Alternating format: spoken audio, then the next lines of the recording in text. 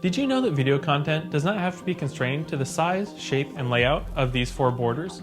By combining the disciplines of photography, cinematography, and throwing in a dash of graphic design, you can take the static images on your website and turn it into a much more engaging experience. We're going to share with you the tips that we learned when we spent the day experimenting with motion photography.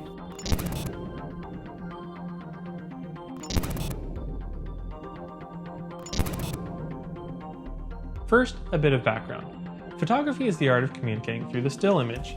Cinematography is the art of communicating through the moving image. And graphic design is the art of communicating through text and image.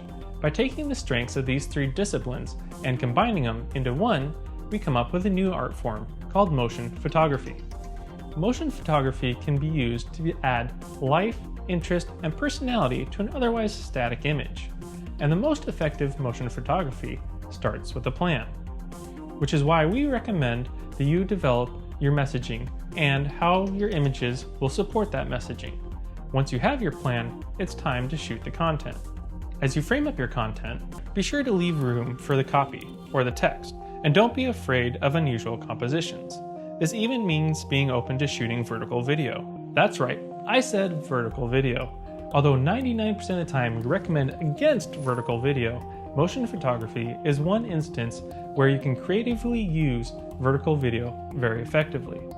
The next thing you want to keep in mind while you're shooting your content is to keep your motion simple and repeatable. And if you plan on using text in the image, the background should be simple as well. The more complex the motion and the background, the more distracting and annoying your motion photography is going to be, so keep it simple. And finally, when it comes time to add the content to your site, be sure that it's contributing to the overall layout and aesthetic. A little can go a long way, so don't overdo it. If you need layout ideas, I recommend checking out magazines or going over to a magazine's website. They're full of great ideas. By starting with a plan, coming up with content that's simple, and allowing room for text in your images, you can create effective motion photography that will engage with your audience.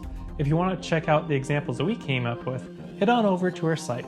And if you have any questions, ask them in the comments below, and be sure to subscribe to our channel.